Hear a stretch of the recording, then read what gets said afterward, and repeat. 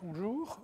Donc je vais commencer. À la fin de la dernière séance, j'avais défini les opérateurs de transfert en considérant un sous-shift de type fini unilatéral, donc associé à un ensemble de transitions, des transitions définies par un parti B de A fois A. Étant donné une fonction que j'avais appelée phi plus continue sur cet ensemble et une fonction psi. Donc ceci va être le paramètre, en quelque sorte, le potentiel qui va définir l'opérateur. Psi, c'est la fonction à laquelle s'applique l'opérateur. Et la formule donc, pour l'opérateur que c'était donné. Alors je vais directement écrire la formule pour l'itérer énième, parce que c'est celle-là qui est en quelque sorte significative. Enfin, c'est ce qui justifie en quelque sorte cette définition de l'opérateur. Donc le paramètre phi ici, appliqué à la fonction psi, évalué au point x, c'était, donc on prend toutes les images inverses d'ordre n du point x. On va sommer sur ce nombre fini d'images inverses. Image inverse, bien sûr, dans le sous-décalage de type fini. Et donc, alors il y a un poids qui est donné par le potentiel phi plus. Donc ce poids, c'est l'exponentielle de somme de 0, des sommes de Birkhoff de phi le long de l'orbite de y. Alors jusqu'au temps n-1, enfin n c'est le nombre d'itérations. Au départ, il y a simplement un terme ici, c'est exponentielle phi plus, mais quand on itère, on voit apparaître ces sommes de Birkhoff. Donc exponentielle multipliée par la valeur de la fonction psi au point y. Donc ça, c'était la formule pour l'opérateur. Donc ceci est défini dans un cadre d'un sous-décalage unilatéral. Or, dans les applications, qu'on verra d'ailleurs plus tard dans ce cours, on a le plus souvent affaire au départ, à un décalage bilatéral, parce qu'on a affaire à une dynamique inversible qu'on a le plus souvent codée par des partitions de Markov. Et donc, la première chose que je veux faire aujourd'hui, c'est expliquer comment on va passer, en quelque sorte, du décalage unilatéral au décalage. Enfin, c'est plutôt l'inverse. Enfin, je veux dire, en général, le potentiel va être défini sur un décalage bilatéral et on veut se ramener, pour pouvoir utiliser cette formule, à un décalage unilatéral. Donc, ceci est dû à une proposition facile mais importante due à Lifshitz. Alors, il faut, et de façon générale, pour traiter les opérateurs de transfert, même si la définition ici ne suppose que la continuité des fonctions phi plus et psi, en général, pour obtenir des résultats significatifs, il faut supposer un peu plus de régularité. Alors, on est sur des ensembles de Cantor, donc un peu plus de régularité, ça voudra dire considérer des fonctions eulériennes. Donc ici, on considère une fonction eulérienne phi sur le décalage bilatéral. Et donc la proposition, enfin le théorème de Lifshitz nous permet d'écrire phi comme somme de ce qu'on appelle un cobord, c'est-à-dire une fonction xi moins xi rond sigma, et puis d'une fonction phi plus qui, elle, maintenant est définie sur le sous-décalage unilatéral. Alors, cette proposition n'est pas difficile. Je donne l'idée de la... Enfin, je ne vais pas faire toutes les vérifications. Je donne juste la formule, en quelque sorte, pour la fonction psi. Ce qu'on fait, c'est que pour chaque lettre de l'alphabet, on va choisir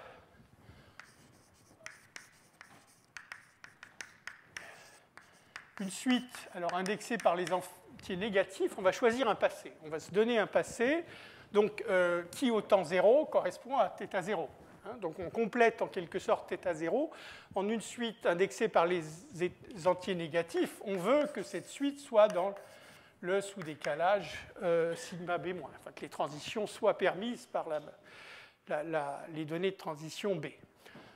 Donc ceci étant, si on a une suite, donc maintenant une suite entière, sigma b, on va lui associer une autre suite qu'on appelle P de θ, juste pour les besoins de la cause ici, qui a les propriétés suivantes.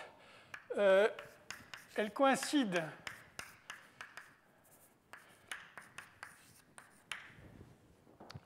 avec θi. Alors oui,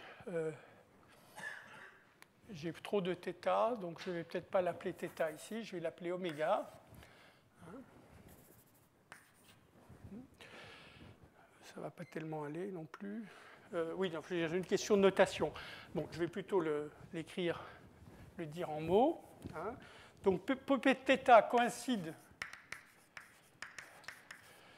Alors, c'est plutôt celle-là que je vais appeler J de θ, 0. Cette suite-là.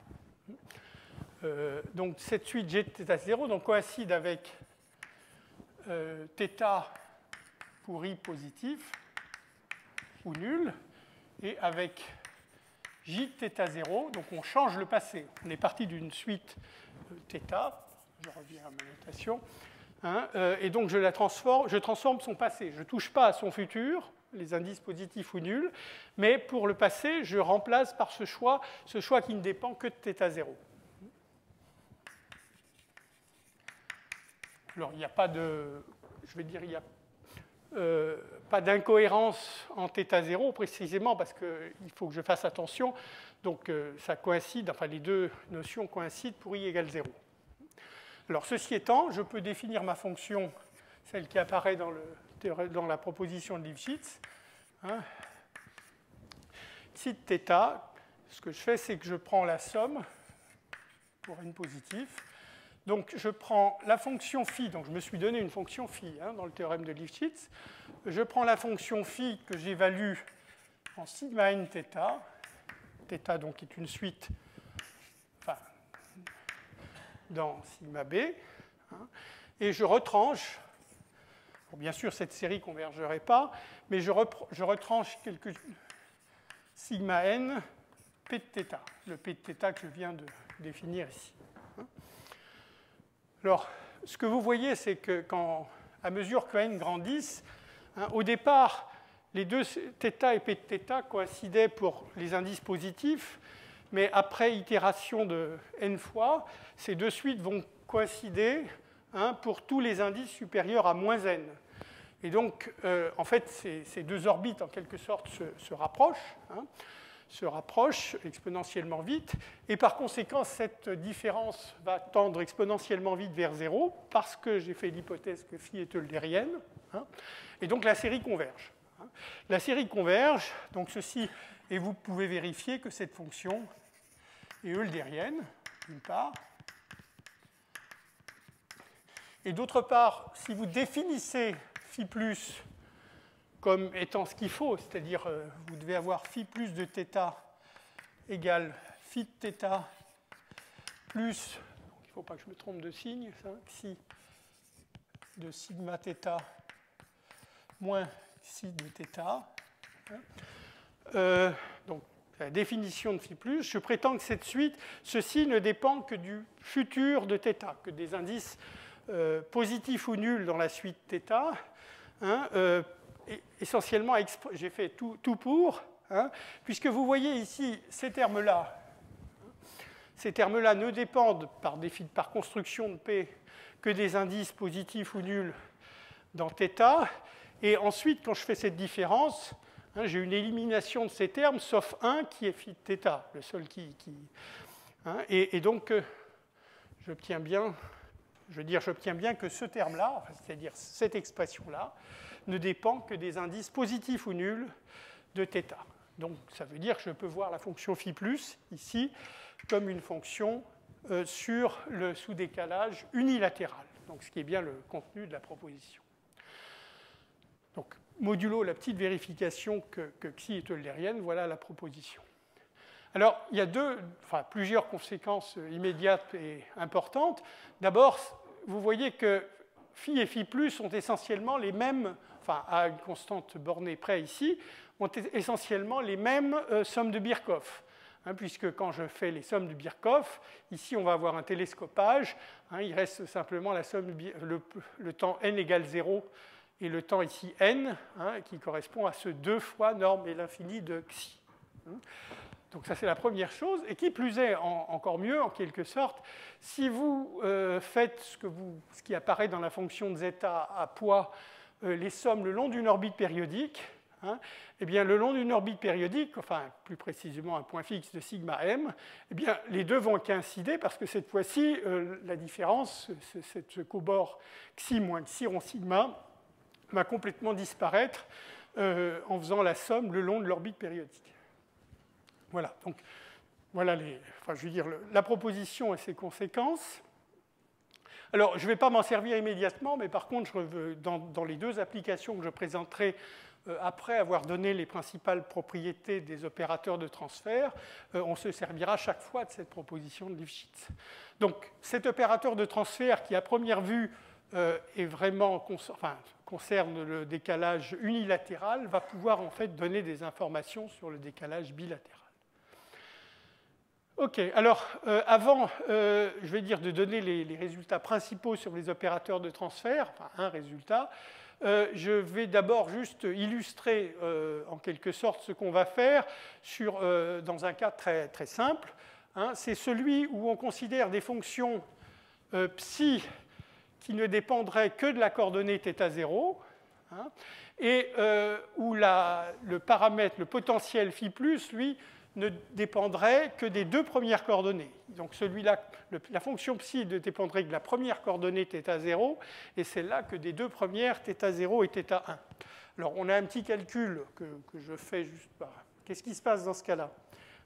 Donc si psi égale psi de θ0, et puis phi plus, c'est phi, donc je vais mettre un indice ici,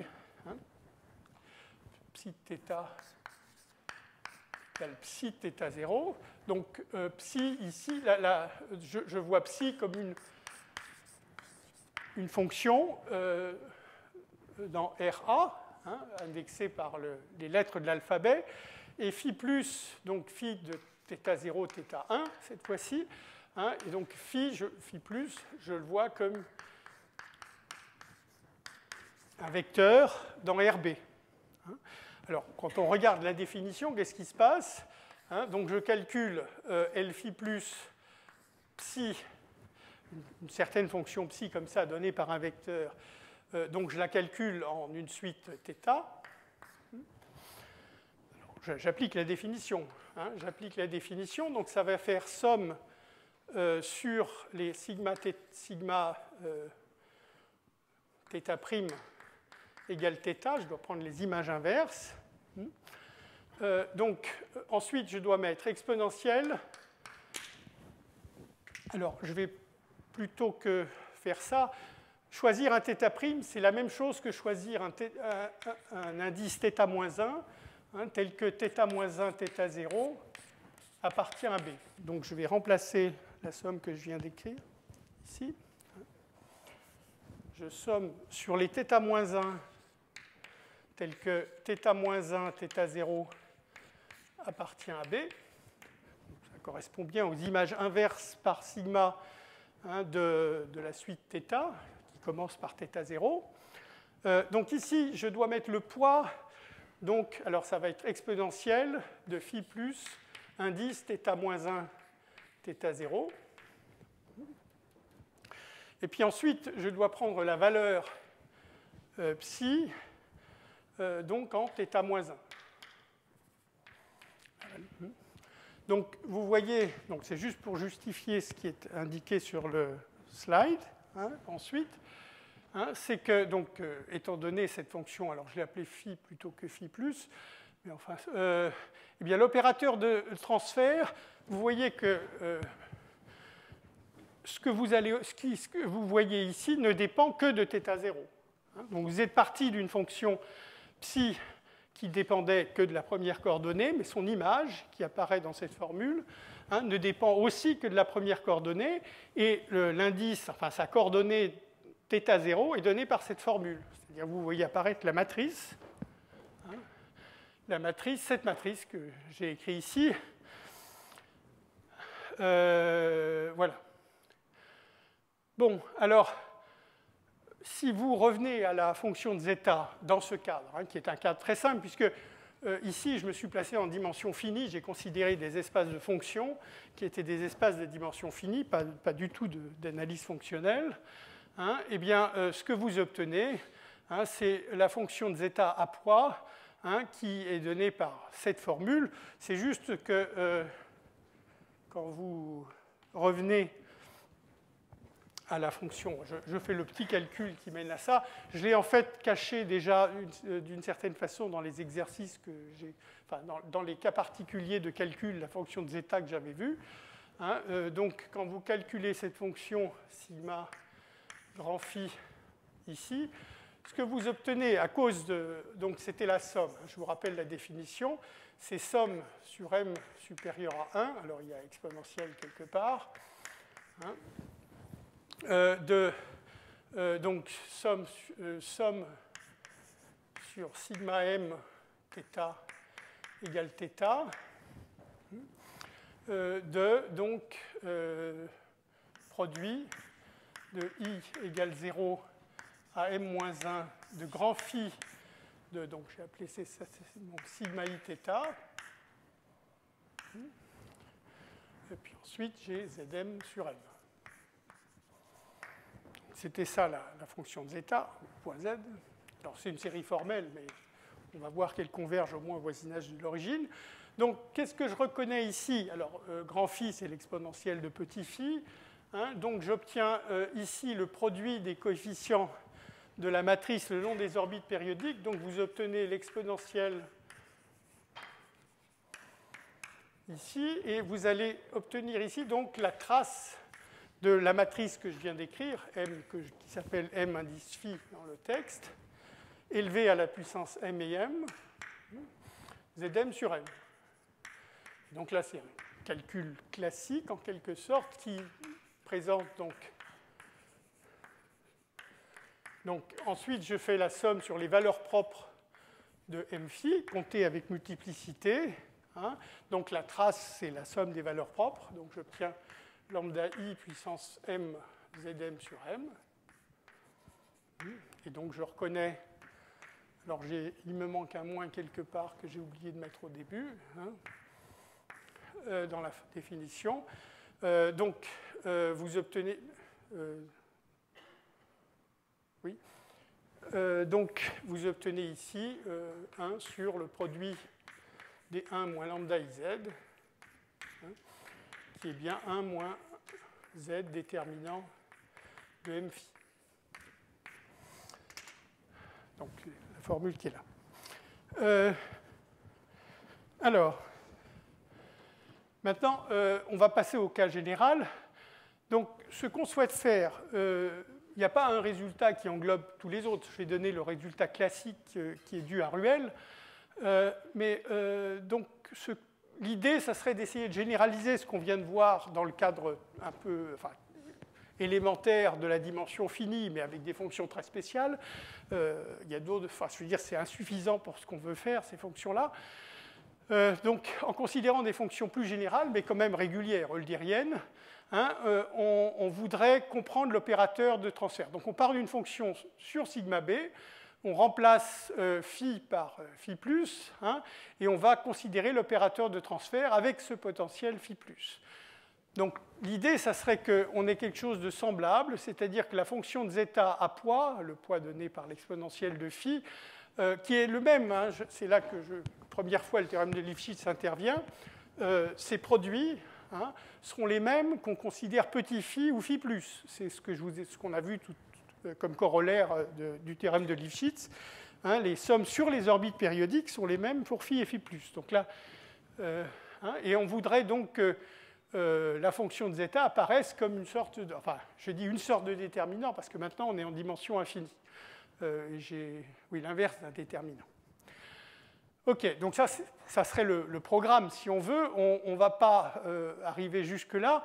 Mais en tout cas, ce qui apparaît quand on a quelque chose comme ceci, hein, c'est que donc les valeurs propres de l'opérateur de transfert, L phi plus, hein, sont a priori, donc, enfin, si on a pu donner un sens à cette fonction, enfin, à la fonction de zeta à poids ou à ce déterminant, hein, ça sera donc les inverses des pôles de la fonction de zeta à poids correspondante. Alors, donc, le problème en général, quand on fait ça, c'est donc de trouver le bon espace. Ici, on avait un bon espace, bien sûr, mais il est trop petit. Enfin, il est bon dans le sens où on a un calcul facile à faire et on contrôle les choses, mais c'est un espace qui est insuffisamment grand pour contenir toutes les fonctions qui nous intéressent. En général, une fonction dépend de plus de simplement la première coordonnée. Donc, alors, avant d'énoncer le théorème lui-même, je rappelle un résultat bien classique d'algèbre linéaire en dimension finie. C'est le théorème de Perron-Frobenius. Donc, quand on a une matrice à coefficient strictement positif, eh bien, donc on a le résultat suivant. Il y a d'une part une valeur propre strictement positive et des vecteurs strictement positifs. Alors, je prends un vecteur H. Alors, les notations sont, à cause de la généralisation, enfin, des notations que je vais utiliser dans le cas de dimension infinie ensuite pour les opérateurs de transfert. Donc, un vecteur qui va être un vecteur propre H dans RD, un vecteur dans le dual de RD, mu, qui va se généraliser comme mesure, c'est pour ça que je l'écris comme ceci. Donc, qui ont les propriétés donc, que H est vecteur propre de M, mu est vecteur propre de la transposée de M dans l'espace dual. Ensuite, ce lambda, donc, qui est strictement positif, je vous le rappelle, hein, est en fait d'une part une valeur propre simple de M et d'autre part en module, c'est la plus grande valeur propre de M. C'est-à-dire que donc, les autres valeurs propres de M, alors, elles sont ensuite. Vous voyez que le noyau de mu, donc mu est une forme linéaire sur RD, le noyau c'est un hyperplan qui, d'après cette propriété, est invariant par grand M. Hein, et quand vous restreignez grand M à cet hyperplan, vous obtenez donc les valeurs propres distinctes de lambda, hein, et elles sont de modules strictement inférieurs à lambda. Et finalement, là, c'est juste pour normaliser que mu et h soient uniquement définis. Hein, vous normalisez mu de sorte, puisque c'est un vecteur strictement positif, de sorte que la somme des coefficients soit égale à 1. Et ensuite, normalisez h de façon à ce qu'on ait ceci. C'est nouveau, cette normalisation est destinée à se généraliser facilement en dimension infinie. Donc, un corollaire de ce théorème, hein, c'est donc cette propriété que si vous itérez un vecteur V, donc quelconque, hein, cette fois-ci, eh bien, à moins qu'il se trouve, enfin bon, vous allez obtenir, c'est marqué, hein, avec convergence exponentiellement rapide. Hein, donc, en particulier, ça veut dire que le taux de croissance sera toujours donné par cette plus grande valeur propre, à moins que V ne se trouve dans le noyau de mu, auquel cas la croissance exponentielle sera plus lente, et d'où cette convergence exponentiellement rapide. Vous pouvez décomposer n'importe quel vecteur V en un multiple de h. Alors h est vecteur propre dont va croître exactement suivant lambda puissance n fois h. Hein, donc un multiple de h plus quelque chose qui se trouve dans le noyau de mu, hein, et quelque chose qui se trouve dans le noyau de mu, au contraire, ça croît moins vite que lambda puissance n, et donc ça implique immédiatement cette propriété. Je donne simplement une brève raison, en quelque sorte, simplement parce que...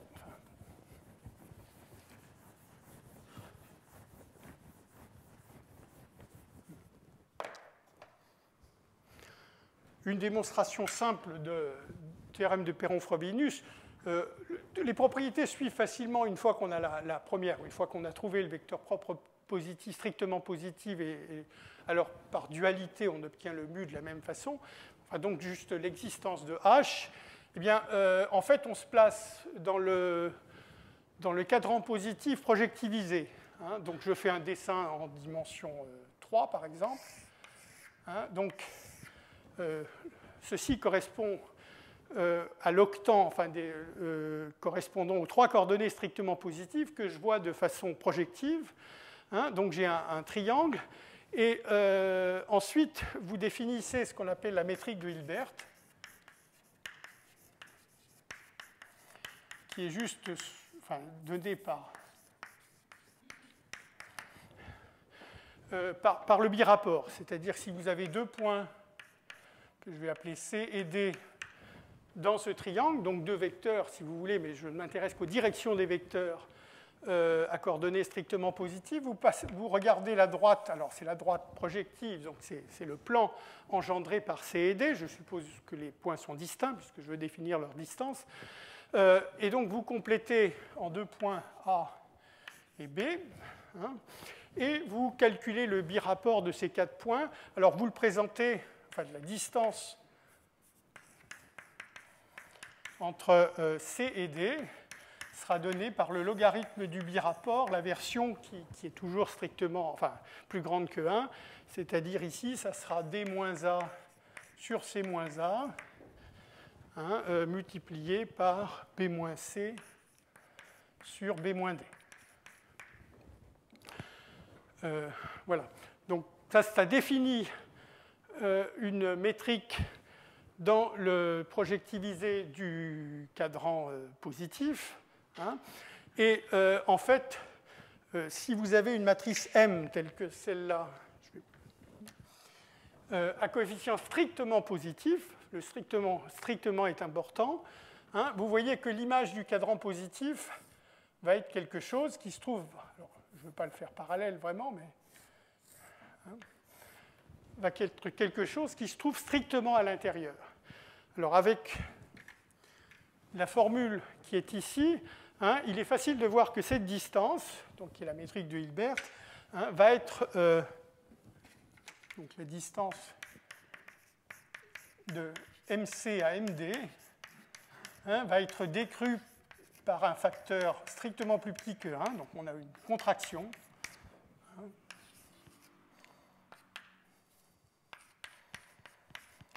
une contraction par un facteur K qui ne dépend que de grand M. Hein, et donc, du point de vue projectif, hein, tous les points, enfin en itérant grand M, vont converger vers un certain point fixe, et ce point fixe, c'est la direction de H. Hein. Alors vous appliquez le même résultat, mais maintenant dans l'espace dual, puisque bien sûr la matrice transposée de M est aussi à coefficient positif, vous obtenez mu, et le reste se fait facilement. Donc, voilà pour le théorème de Perron-Frobenius. Donc ce qu'on va voir, c'est une généralisation de ce théorème, mais en dimension infinie, avec ces opérateurs de transfert.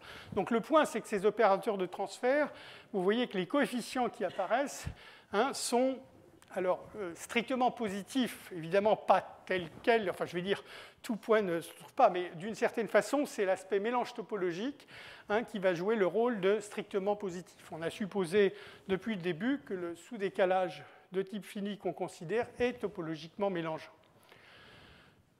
Oui, je viens de le réécrire. Hein. Donc, on se donne le potentiel phi plus. Hein. Alors, on ne va pas faire opérer, comme je l'avais dit tout à l'heure, hein, on ne va pas faire opérer l'opérateur de transfert sur toutes les fonctions continues, même s'il est défini à ce niveau-là. Hein, pour que l'opérateur ait de bonnes propriétés, on va restreindre ceci à des fonctions plus régulières. Alors là, j'étais allé en quelque sorte trop loin. Je veux dire, les fonctions étaient certainement très régulières puisqu'elles étaient constantes, hein, ne dépendant que de la première coordonnée. Enfin, sans aller jusque-là, donc on va considérer des fonctions qui sont eulériennes et il faut qu'elles soient au moins aussi régulières, enfin même strictement plus régulières que le potentiel que je me suis donné. Donc le potentiel est eulérien d'exposant bêta et je considère des fonctions qui sont... Non, pardon, c'est dans l'autre sens que je veux dire. Des fonctions qui sont eulériennes d'exposant bêta prime étant strictement plus petit que bêta. Donc, parce qu'il faut que je conserve la propriété d'être eulérien. Donc, comme le potentiel apparaît ici, hein, je prends des fonctions légèrement moins régulières, mais qui soient encore eulériennes. Donc, la formule qui est ici, pour n égale 1, hein, vous montre que vous avez un opérateur de cet espace E dans lui-même. Et donc, le théorème dit la chose suivante. C'est à comparer avec le théorème de Perron-Frobenius qu'on vient de voir. Hein. D'abord, il existe une valeur propre strictement positive lambda, donc, que je l'avais aussi appelé lambda dans le théorème précédent de l'opérateur. Une fonction strictement positive qui va être une fonction propre, c'est écrit 2 lignes plus loin. Donc, alors, elle est dans E, hein, donc c'est en particulier une fonction eulérienne strictement positive. et mu, donc qui était dans l'espace dual, alors va être ici, ce n'est pas exactement l'espace dual des fonctions eulériennes, c'est plutôt l'espace dual des fonctions continues, puisque j'obtiens une mesure de probabilité borélienne mu, hein, de support total. Donc ça correspond, le support total correspond, d'une part, c'est une mesure de probabilité positive, donc en particulier, hein, et de support total, donc ça correspond à l'aspect que le vecteur mu était strictement positif, tel qu'on est ceci. Donc vous retrouvez que H est un vecteur propre. Ici, c'est écrit en dualité, hein, le fait que mu soit une fonction propre de la même valeur propre lambda, hein, pour l'opérateur dual. Alors ensuite, la propriété qu'on avait de trou spectral nous dit que lambda est une valeur simple de l'opérateur transfert sur E, hein, dans le sens où, si vous regardez, alors de nouveau, si vous pouvez écrire à cause de cette propriété, vous allez écrire l'espace E, hein, comme la somme directe des multiples de H, donc une droite, R fois H, hein, et du noyau de mu, alors le noyau de mu intersecté avec E, c'est-à-dire les fonctions eulériennes d'exposant bêta prime, hein, mais qui sont d'intégrale nulle, intégrale nulle pour mu. Hein. Et donc, voilà, donc le rayon spectral sur cette restriction au noyau, hein, le rayon spectral est strictement plus petit. Là, évidemment, vous êtes en dimension infinie, vous ne pouvez plus parler simplement de valeur propre, il faut vraiment considérer le spectre. Mais enfin, malgré tout, vous avez ici une valeur propre simple isolée, celle de plus grand module, et ensuite tout le reste, hein, qui se trouve dans un plus petit disque de rayon donc strictement plus petit que lambda. Et finalement, la normalisation que j'avais avant, donc alors, j'ai déjà normalisé mu en disant que c'était une mesure de probabilité, hein, et puis ensuite, je normalise H en demandant que son intégrale soit égale à 1 par rapport à mu. Comme H est strictement positive et mu était une mesure aussi de probabilité, bien sûr, on peut faire cette normalisation. Alors là, je ne vais pas chercher à donner une esquisse démonstration parce que c'est quand même assez long, hein, mais c'est quand même, en gros, quand même dans l'esprit, hein, il faut maintenant travailler en dimension infinie, mais dans l'esprit du théorème de Perron-Frobenius. Alors, par contre, ce que je veux discuter, les corollaires, enfin les compléments de ce théorème. Alors, d'abord, celui-là, on l'avait déjà vu, je ne vais pas en rediscuter, c'est le même principe. Hein, donc, quand on a une fonction psi eulérienne, on la décompose en un multiple de h et une fonction qui est dans le noyau de mu. Hein, alors, les fonctions dans le noyau de mu, on vient de dire que le rayon spectral est strictement plus petit que lambda, et donc la croissance, enfin, je veux dire, en itérant, ça va se comporter de façon exponentiellement plus lente que h elle-même.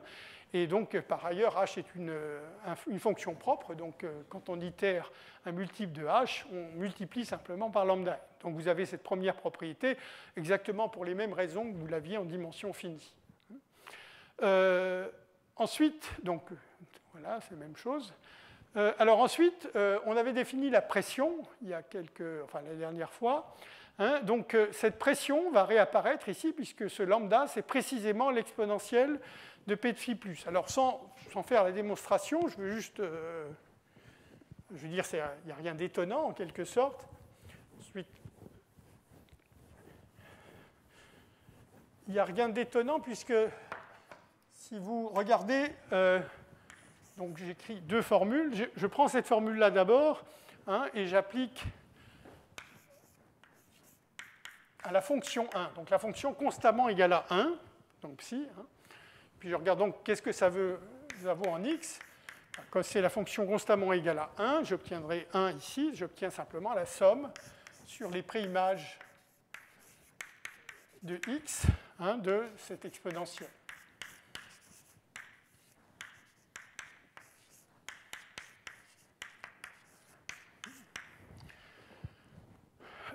Et ce que nous dit la première propriété, hein, c'est que ça va se comporter, hein, comme lambda puissance n, hein, puisque si je prends psi égale 1 dans la première propriété, intégrale de 1 des mu, c'est 1, hein, et donc ça va converger vers h, Mais enfin, ce qui m'intéresse simplement, c'est le taux de croissance exponentielle. Et la première propriété, h est strictement positive, donc non nul.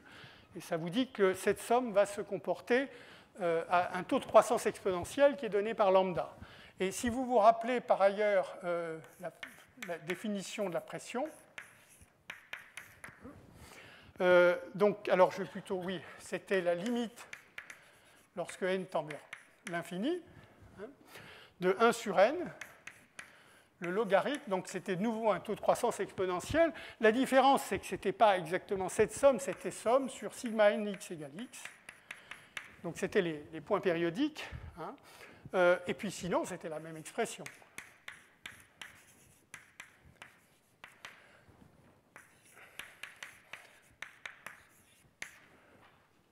C'est x simplement. Voilà. Donc vous avez quand même essentiellement la même somme. Et donc ici, le taux de croissance exponentielle, c'est p de phi plus, ici c'est lambda. Alors bien sûr, il faut comparer les deux, puisque ici j'ai fixé un point x, hein, et j'ai pris les images inverses. Ici, j'ai laissé x décrire l'ensemble des points périodiques, enfin des points fixes de sigma n, et vérifier qu'effectivement les deux quantités sont comparables, au moins comparables suffisamment pour que les taux de croissance exponentielle soient les mêmes. Enfin, c'est le cas. Donc ça explique le corollaire. Ensuite, il y a ce qu'on appelle la propriété jacobienne, la mesure mu. Alors on va voir tout de suite après une mesure invariante, mais la mesure mu n'est pas invariante par le décalage. Au contraire, je dirais, elle a une propriété qu'on appelle une propriété jacobienne, c'est-à-dire que la mesure de A, si vous pensez à cette formule, donc ici c'est un borélien tel que la restriction soit injective. Pensez à un tout petit cylindre dans le décalage sigma b+. Hein. À ce moment-là, si le cylindre est tout petit, la fonction que vous voyez ici est essentiellement constante. Et donc vous voyez que la mesure de sigma A, ça sera donc cette valeur de cette fonction. Alors c'est plutôt cette fonction qui doit être considérée comme un jacobien en incluant le lambda. Hein, multiplié par la mesure de A. Je veux dire, en quelque sorte, pensez que le diamètre de A tend vers 0. Hein, vous voyez donc que la mesure de sigma A, c'est la mesure de A multipliée par la valeur de la fonction lambda exponentielle moins phi plus en ce point. Alors, j'indique... en fait, j'ai presque fait la démonstration, mais si on veut... Enfin, excusez-moi. Pas tout à fait ça que je veux dire. Je vais mettre un tout petit peu de chair sur cette explication.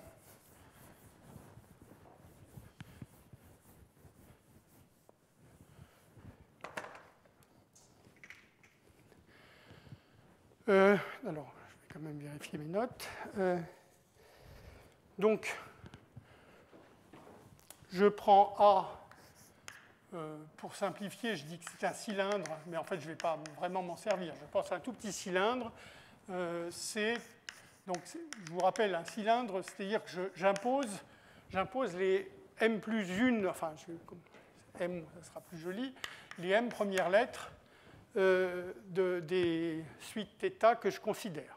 Donc, je vous rappelle ceci, bon, je vais le réécrire, hein, c'est l'ensemble des suites unilatérales telles que θi égale alpha i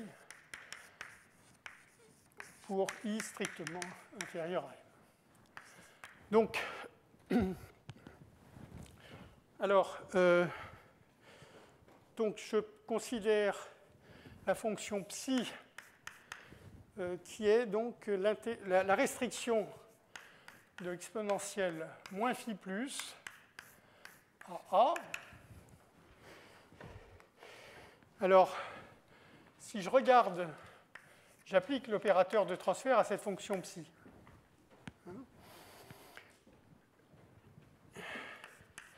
Alors, vous allez... C'est ça que je veux faire, oui. Je prétends que j'obtiens comme ceci la fonction caractéristique de sigma de A. Hein, donc ça, encore une fois, j'ai pris le cylindre arbitrairement petit, c'est ce que je viens de suggérer. Hein, je veux dire, on peut toujours, dans cette propriété, décomposer A en cylindre arbitrairement petit. Hein. Et donc, quand le cylindre devient arbitrairement petit, cette fonction va être essentiellement constante. Et quand vous regardez ce que fait l'opérateur de transfert, il va introduire ici, hein, en appliquant une fois simplement, un poids phi plus de y qui va précisément neutraliser la fonction psi qui est ici. Hein. Donc vous obtenez cette formule, et quand vous la traduisez, encore une fois, j'ai pris a très petit, donc la fonction est essentiellement constante, vous obtenez bien ce qui est ici. Il faut que j'écrive mon lambda quelque part.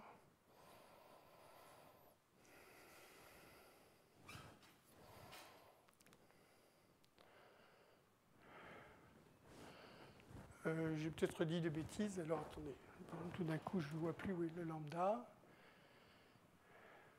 Ah oui, si, excusez-moi. Ce que j'écris comme formule, hein, c'est que l'intégrale de L phi plus psi d mu, hein, ça doit être égal à lambda, donc voilà le lambda qui apparaît, intégrale, hein, de psi d mu. Donc ici, vous voyez apparaître la mesure de sigma de A. Hein, vous intégrez la fonction caractéristique par rapport à la mesure mu. Et ici, la fonction étant essentiellement constante, hein, vous voyez apparaître lambda exponentielle moins phi plus j'ai envie de dire de A, puisque j'ai pris A très petit, hein, multiplié par la mesure de A. Donc c'est bien ceci qu'on voulait démontrer. Alors, il y a d'autres corollaires. Hein. Ensuite, donc, c'est que ce qui nous, enfin, pas toujours, mais ce qui nous intéresse fréquemment, hein, ce n'est pas la mesure mu, c'est une mesure qu'on obtient à partir de mu en multipliant par la fonction strictement positive h. Hein. Donc c'est une mesure nu qui a une densité par rapport à mu, et cette densité est donnée par la fonction h. Je vous rappelle que la fonction h est eulérienne, donc elle est strictement positive et assez régulière, donc il n'y a pas de problème pour faire ça. Donc ce que je prétends, c'est que cette mesure, elle est invariante. Pas la mesure mu, mais la mesure nu. Hein. Elle est invariante et ergodique. Alors l'invariance, de nouveau, je vais faire le petit dessin qui justifie ceci.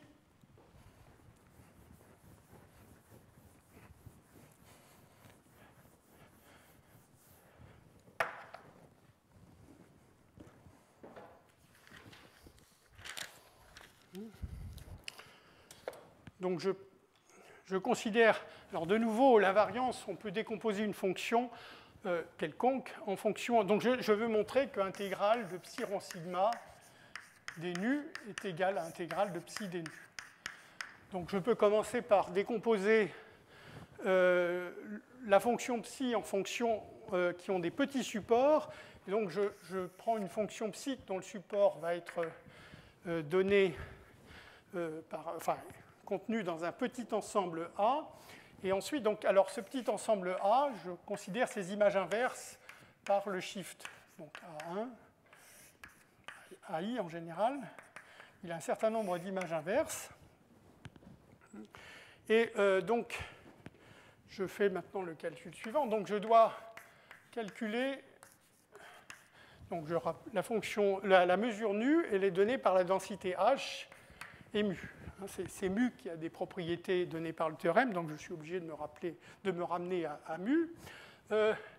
Alors ensuite, j'utilise la propriété jacobienne sur chacun des AI. C'est-à-dire je vais obtenir ici une somme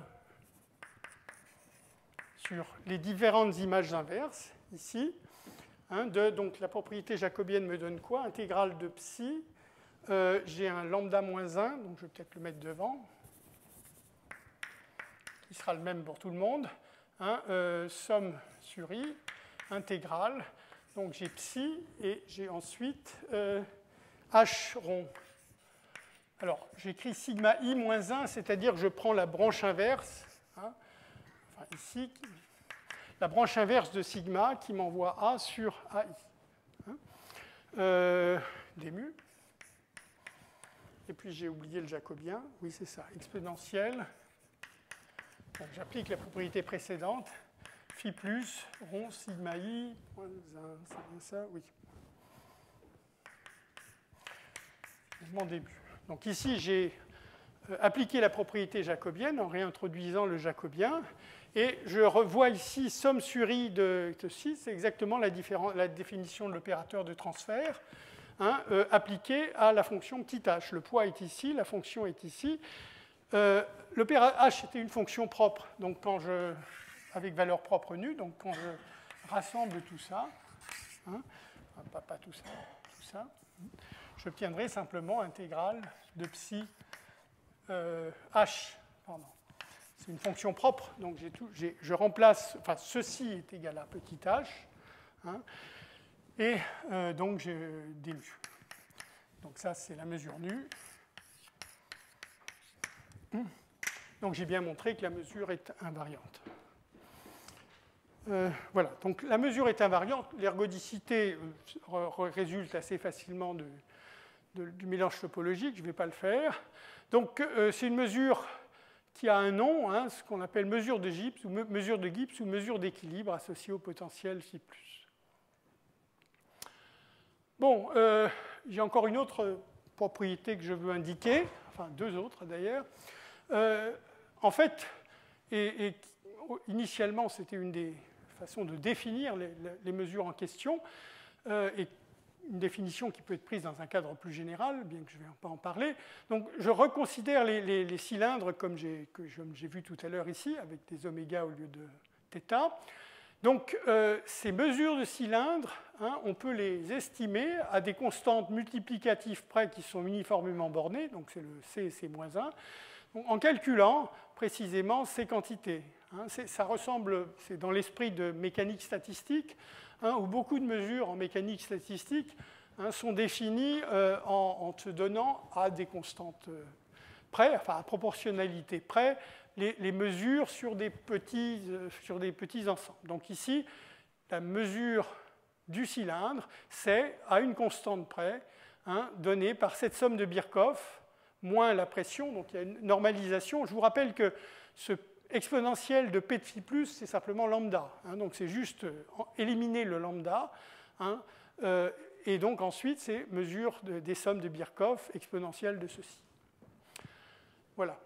Donc c'est une propriété qui permet de calculer de façon approximative les mesures des petits ensembles nus, de voir comment ça se comporte. Alors, que je prenne nu ou mu ici, ça n'a aucune importance, puisque la différence entre les deux, c'est juste la densité petit h, et la densité petit h étant une fonction eulérienne strictement positive, elle est minorée ou majorée, donc ça n'aura pour effet que de changer un petit peu les constantes, la constante de grand C, qui de toute façon, je n'ai pas vraiment d'informations dessus. Alors finalement, cette dernière proposition est importante, hein, généralement connue sous le nom de principe variationnel, hein, c'est-à-dire que donc vous avez ici cette fonction. Alors, cette proposition n'a pas de sens tant que je n'ai pas parlé d'entropie métrique, puisque je dirais l'entropie métrique apparaît dans les deux termes ici. Hein. Alors, cette entropie métrique, on va la voir en principe à la fin de cette séance d'aujourd'hui. Je vais définir l'entropie topologique et l'entropie métrique apparaîtra au début de la prochaine séance. Donc, il va falloir attendre un petit peu. Je ne voulais pas faire une digression trop longue pour définir l'entropie métrique. Il faut malgré tout un petit moment. Donc, on a cette quantité d'entropie métrique, donc je ne parle pas plus que ça. Hein, et donc, cette fonction, qui est une fonction sur la mesure nue, hein, donc, est maximisée par cette mesure nue, puisque si vous prenez n'importe quelle mesure petit m, mesure de probabilité invariante par le sous-décalage, et il y a beaucoup de mesures de probabilité invariante par le décalage. Hein. Donc, si vous prenez cette expression-là comme fonction de la mesure m, eh bien, elle est maximalisée, enfin, elle est la plus grande possible lorsque vous prenez petit m égale nu. Alors, il y a un cas particulier important, hein, de cette situation, c'est le cas où vous prenez la fonction phi plus égale 0. Donc, je veux dire, c'est loin d'être trivial en soi. La fonction phi plus égale 0, donc ça fait disparaître les intégrales. Hein, et donc, ce que vous obtenez, c'est que... Alors, on se rappelle, j'avais dit à l'époque, hein, que quand vous prenez P de 0, ce que vous obtenez, c'est l'entropie topologique. de nouveau, je n'ai pas défini l'entropie topologique, mais ce que nous dit le principe variationnel dans ce cas-là, c'est que donc l'entropie topologique, c'est-à-dire la pression de la fonction 0, hein, est la borne supérieure, hein, des entropies métriques, hein, par rapport à toutes les mesures de probabilité invariante. Voilà, alors c'est quelque chose de beaucoup plus général que ici, je l'énonce dans le cas où je veux dire, c'est connecté avec l'opérateur de transfert, mais c'est une propriété beaucoup plus générale que ça. OK, alors je vais expliquer, bon, ces opérateurs de transfert, on les a introduits, mais il y a des raisons, enfin je veux donner au moins 2 raisons pour lesquelles ils sont utiles. Il y en a beaucoup plus que ça, mais je veux dire, je donne juste un échantillon. Donc le premier exemple, hein, d'application, c'est un théorème du Asinaï, donc qui concerne les difféomorphismes d'Anosov. Donc quand le difféomorphisme d'Anosov est linéaire, c'est donné par une matrice de déterminant 1, et donc ça préserve la mesure de Lebesgue, la mesure linéaire, hein, de Lebesgue, sur le tore, une mesure de probabilité. Par contre, donc cette mesure est ergodique, et donc si vous voulez comprendre le comportement des sommes de Birkhoff pour presque toute condition initiale, presque tout point du tore, il suffit d'appliquer le théorème ergodique de Birkhoff. Hein, et donc vous aurez le comportement. Donc en particulier, le comportement va être le même dans le passé et dans le futur. Hein, que vous fassiez les sommes Birkhoff dans le passé ou dans le futur, vous obtiendrez une convergence presque sûre, donc pour presque tout point du tore, hein, vers la moyenne de la fonction par rapport à la mesure de Lebesgue. Enfin, très bien, enfin, je veux dire, c'est pas de problème. Qu'est-ce qui se passe quand, en fait, vous prenez un difféomorphisme d'Anosov qui est juste une déformation du difféomorphisme précédent. Donc, je me place toujours sur le tore.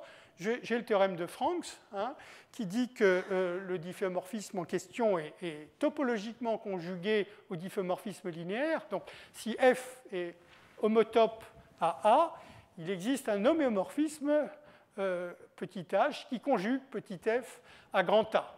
Ceci étant, je veux dire, topologiquement, donc, on a vraiment la même chose, c'est tout à fait différent, différenciablement. En fait, ce qui se passe, c'est que, en général, un difféomorphisme d'Anosov n'a pas alors, je dis bien en général, bien sûr, si c'est linéaire, par exemple, il en aura. Ou si la conjugaison était différenciable, enfin, était de classe C1 ou mieux, hein, et bien, automatiquement, on peut transporter la mesure de Lebesgue invariante par A en une mesure. Alors, si le difféomorphisme est C1, cette mesure sera en particulier encore absolument continue par rapport à la mesure de Lebesgue.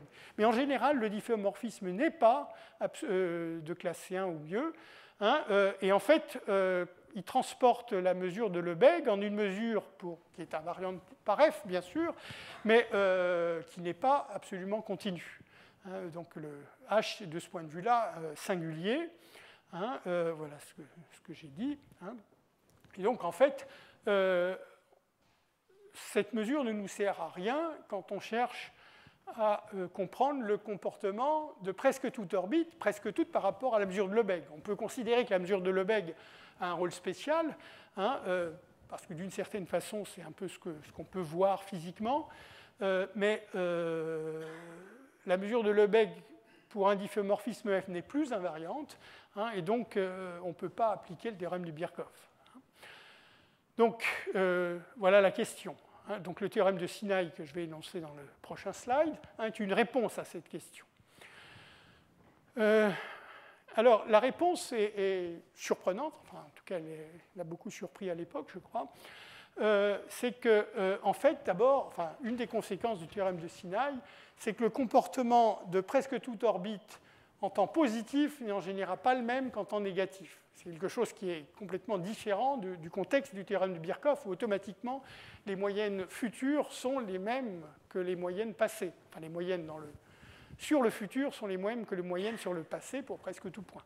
Donc ici, au contraire, donc le théorème de Sinaï nous dit qu'on va trouver des mesures de probabilité invariantes, nu plus, nu moins. Donc nu plus va concerner le futur et nu moins le passé.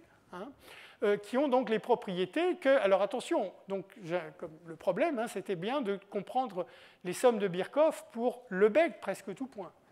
J'insiste sur ce fait.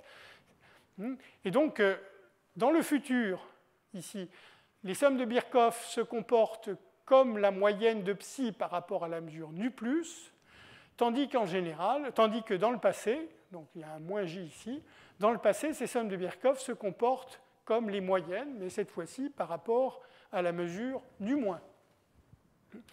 Donc, et en général, nu+ et nu- seront différentes, enfin, c'est la suite du théorème, seront différentes, et donc pour une fonction psi quelconque, enfin je veux dire a priori arbitraire, hein, donc ces deux quantités seront différentes. Et donc pour la même fonction psi, on aura ces comportements différents dans le passé et dans le futur.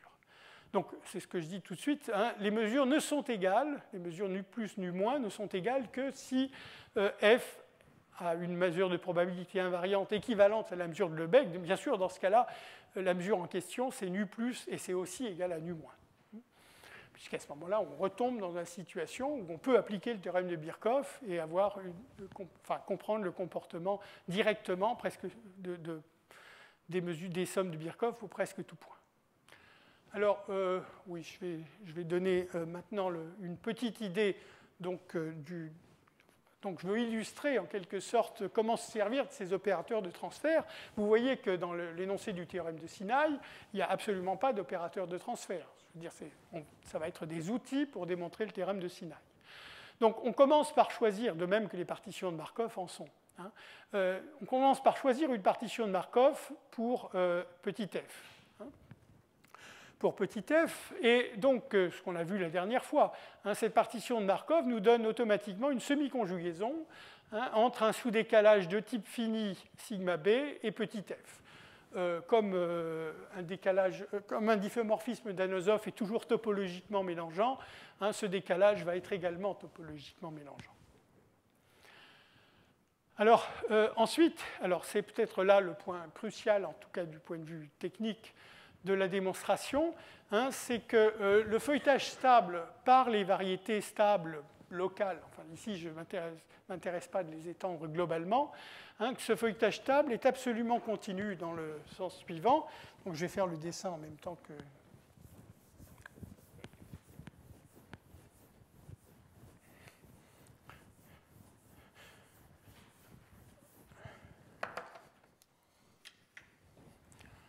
Donc voilà localement le feuilletage stable, disons. Et donc je peux considérer une transversale, ici, sigma. Typiquement, les transversales seront en fait des feuilles du feuilletage stable, du feuilletage instable. Hein. Donc ici, c'est le feuilletage stable. Ici, ça serait une feuille du feuilletage instable. Mais en fait, ce que je vais dire est valable pour n'importe quelle paire de transversales. Donc on considère une deuxième transversale. Hein. Et donc, on a une application d'holonomie qui me parlait... Alors ici, le feuilletage remplit tout le tort, hein, puisque c'est un difféomorphisme d'Anosov. Donc, n'importe quel point sur la transversale sigma se trouve sur une feuille stable, et je peux suivre cette feuille stable. Alors, bien sûr, le dessin était dans dimension 2 ici. En général, c'est deux dimensions complémentaires. Hein, mais enfin, ça marche tout à fait de la même façon. Donc, on peut suivre... la feuille stable qui contient ce point pour aboutir à un point de l'autre transversale, et donc définir une application de sigma dans sigma prime qui s'appelle application de l'holonomie du feuilletage stable.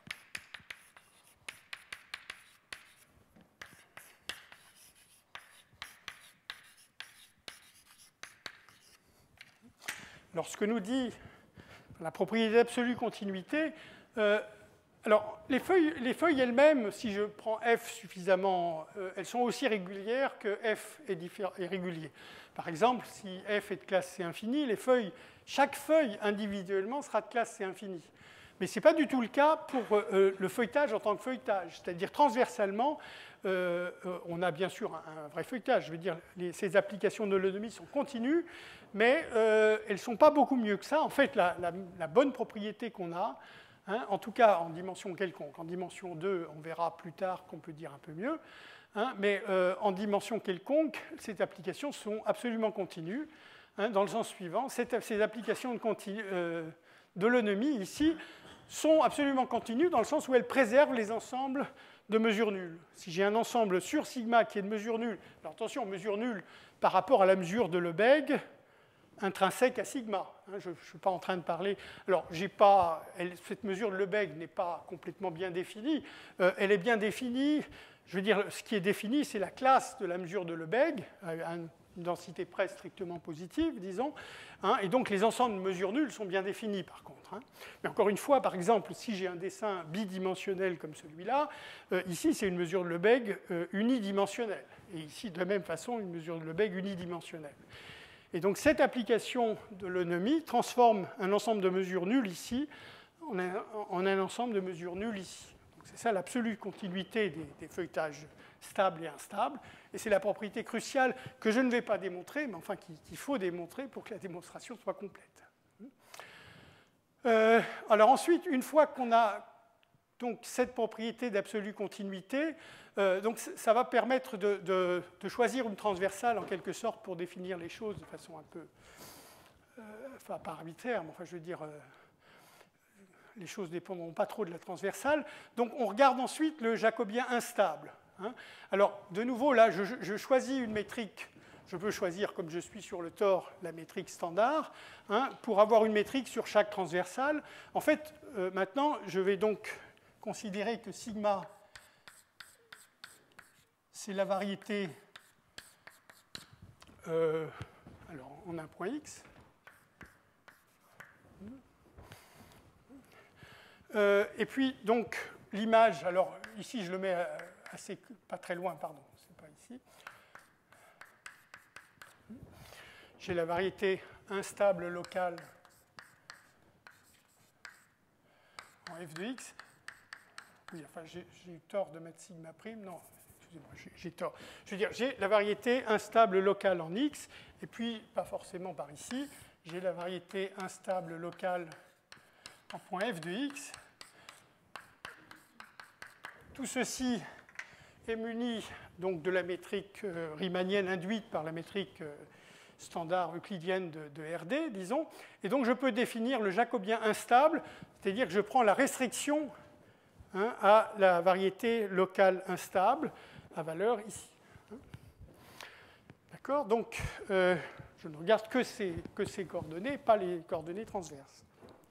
Donc, j'appelle JU ce jacobien instable. Donc, je le vois comme fonction sur le décalage bilatéral parce que j'ai choisi au départ une semi-conjugaison entre sigma b en haut et le tore TD en bas. Donc, c'est une fonction...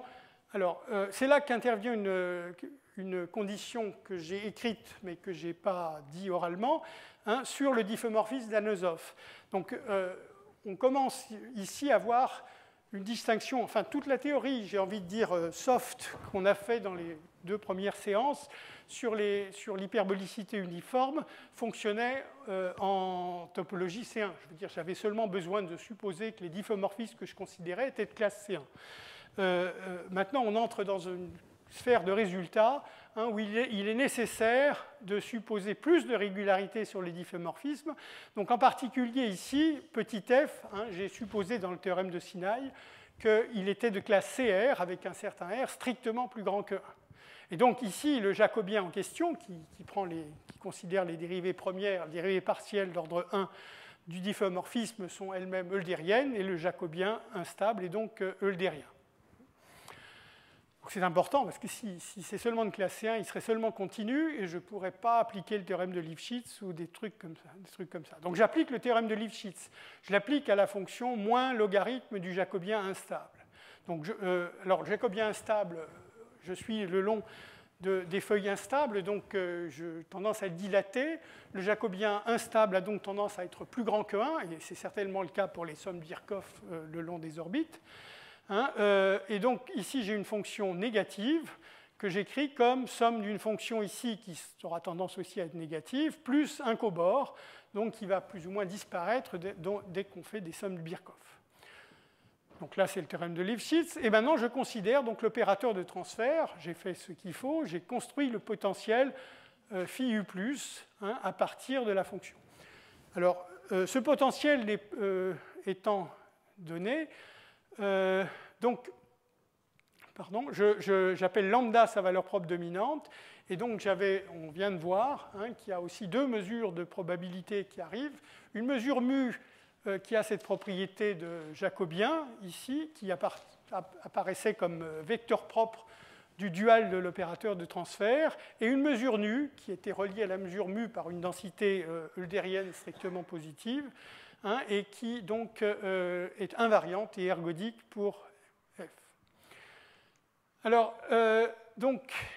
ici, c'est ça qui est crucial d'observer que les propriétés...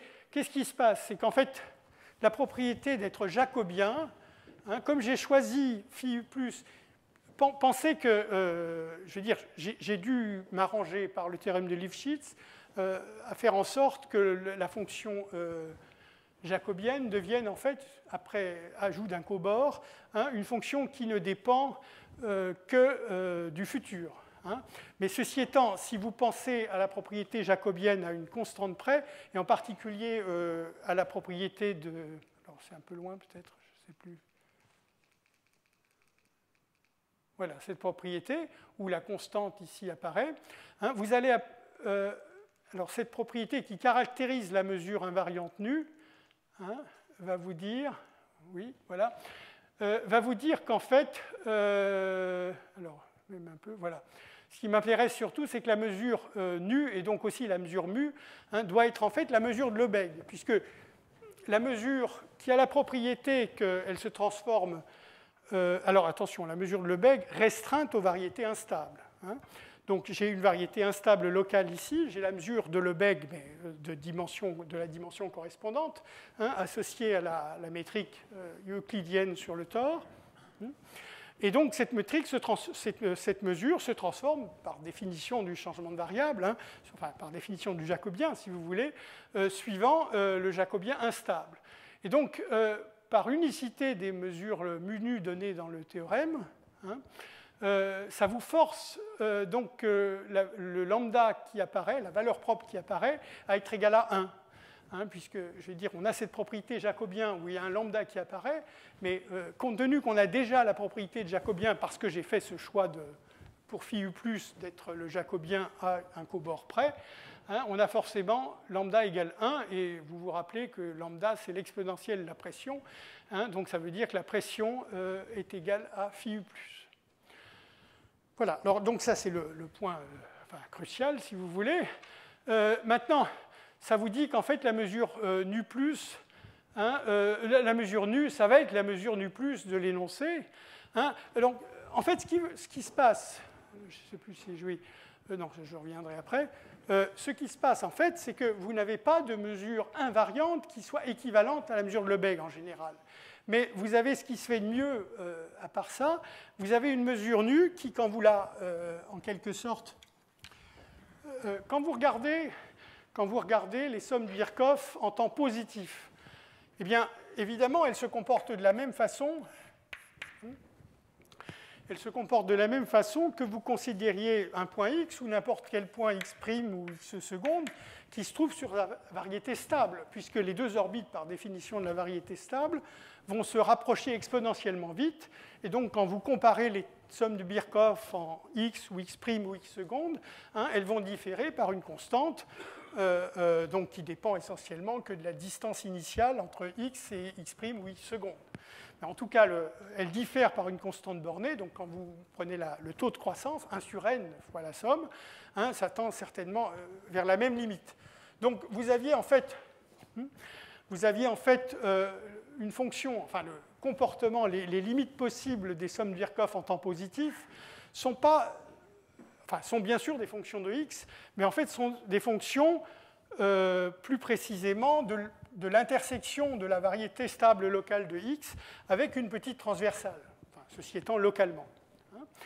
Et maintenant, ce que vous dit l'absolue continuité, vous avez trouvé la mesure nu qui était définie donc, sur le décalage unilatéral, hein, était donc, si vous préférez, définie localement sur une petite transversale qu'ici.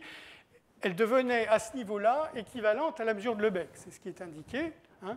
Elle devient équivalente à la mesure de Lebesgue, et donc, d'une certaine façon. Et ensuite, quand vous mettez en plus l'absolue continuité sur cette propriété, ben vous voyez que pour obtenir un ensemble de mesures totales de points localement, hein, disons sur le tore, il suffit de... Donc l'absolue continuité nous dit qu'il suffit de prendre un ensemble de mesures totales pour la mesure de Lebesgue ou pour la mesure nue, qui est équivalente à Lebesgue sur la transversale.